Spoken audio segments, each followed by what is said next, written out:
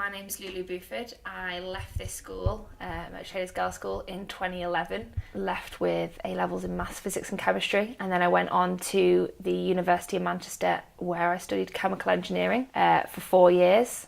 So graduated there in 2015, and now I currently work in Warrington at a multinational engineering consultancy, with my work kind of specialising in nuclear decommissioning for Sellafield. Yeah, most of my life has been spent around different parts of the northwest, apart from a short patch where I went to Australia as part of university. So I studied in the University of Melbourne and then came back to complete my studies at Manchester. And now I've been at my company for just over 3 years.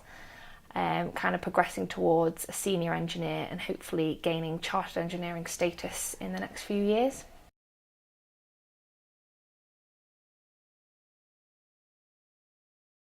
Oh, I've got so many memories of Merchants. It's a really great school, like it's such a nice community. Obviously, when you come to Merchants you think, oh, it'll be dead competitive and everyone's going to be like racing to the top to be the best in their subject, be super clever and get a string of A stars, but actually because it's quite a small individual school, you get a lot of personal focus, so you get a lot of like individual recognition, and it was really nice. So for example, like at school I did like a gym and dance show because I really like gymnastics, so school let me do that. They thought, yeah, we'll let her do that, we'll let her plan it, she can come up with a gym and dance show within 8 weeks, which I thought would be dead easy, but I ran across a lot of stumbling blocks that the teachers probably knew I would. And while I was doing that, I was literally just in school, staying after school, rehearsing. So I just loved being here. It was like really good memories. Yeah, school just gives you a lot of experience away from the education as well. So I was snack shack committee leader. So it was my job to stack the school vending machines, because I thought that was something I wanted to do, because I thought it was really important to have good vending machines around school. A lot of other people did like listening and charity committees. It's just, you get so many broad opportunities. That was funny because we used to just go to Home Bargains and buy all the chocolates for the vending machines rather than ordering through the school's company, because it was just really expensive and the food that people wanted wasn't on the list. So we just used to go to Home Bargains at lunchtime and stock the school vending machines, which I don't think anybody really knew about. But yeah, I have so many memories from the school. Like I loved every single day.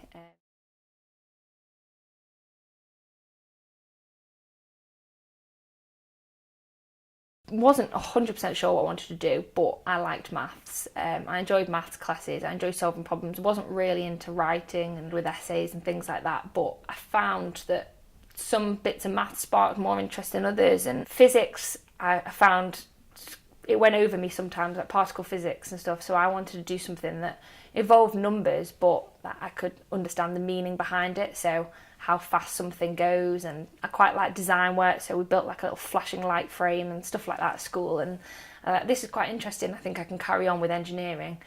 And that's coupled with my uncle being a chemical engineer, so he worked for Shell for many years and travelled a lot, helping out at refining sites around the world with some of their emissions problems and such. So I thought actually that's something I could do, just get involved with that, and it has a lot of scope. That's what sparked my interest really. It's good because I've just gone back to talk to the students about it, but when I was at school it was still quite separated, so it was seen as a male industry and not many people knew about engineering, so I think that's probably why less went into it. There was just one other girl in my year who went into engineering. Now it's just really nice to see people considering the option even if they don't want to.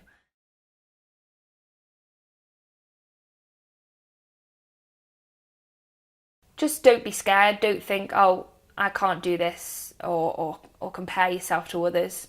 Don't think, oh, I'm not the best at this. And like there's so many different opportunities, especially within engineering. There's apprenticeships. There isn't just the academic route, so you don't need to be getting like A stars in maths, physics and all the sciences to be able to do it. There's loads of different branches of engineering as well, and even if you end up doing maths or something, it's not too late to change. So I work with a host of chemists, physicists, material scientists. I work with lawyers because it's really important in the nuclear industry. I work with lots of commercial advisors, etc. So don't just think, oh, well, I don't know how to solve this problem, therefore I can't be an engineer. Just consider it, and if you like solving problems, then just go for it, because if you like it, then you'll be good at it.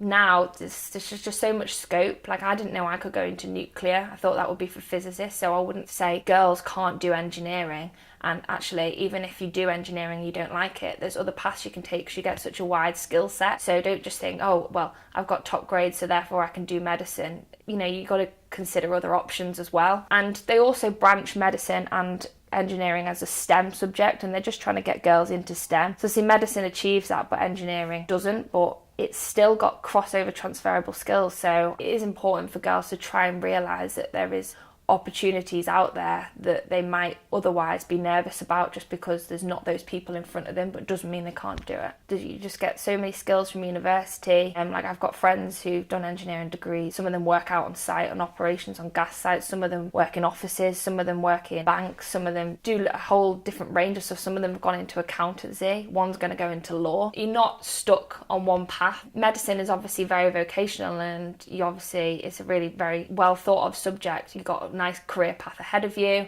But I actually know a couple of people who've swapped over to engineering from medicine, but just by doing those couple of years in medicine, they've got skills that they can bring to an engineering degree as well.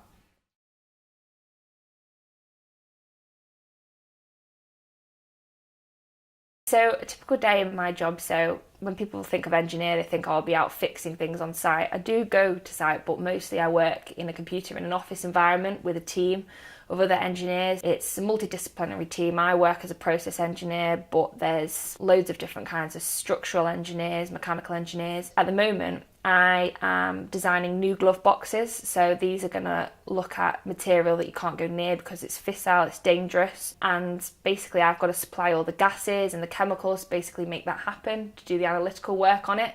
So there's lots of calculations, method statements, process descriptions, that kind of thing. And then you've got like stakeholder meetings to decide where the project's going to go next. You do some estimating, decide how long things are going to take. You gather data from old plants. It's just varied day to day. It's really good. It's nice because you're not just doing the same old thing every day, and kind of going in with an open mind.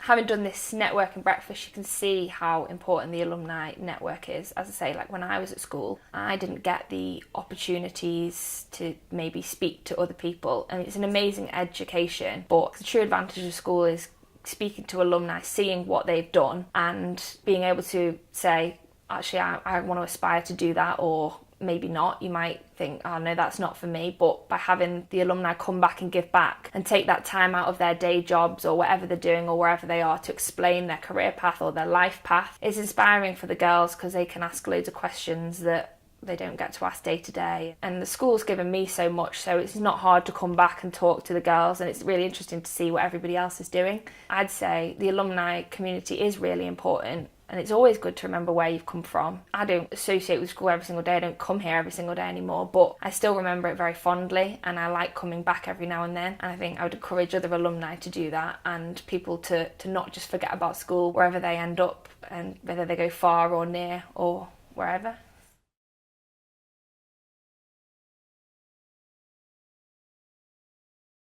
I just say embrace school, don't try and fight it, because I know a lot of people see school as a chore and they can't be bothered going, and they just think, oh, I'm one person of a class and I don't want to be here. But the teachers really are invested in you as a person, and they want you to do well, and you are privileged, but not in a snobby way. Like, I didn't know what I was getting myself into when I came to the school, but as I said, like, looking back, I didn't see coming to school as hard work. I enjoyed being here. I stayed here after school to do things, and this school can give you that. You might not be able to get that opportunity elsewhere.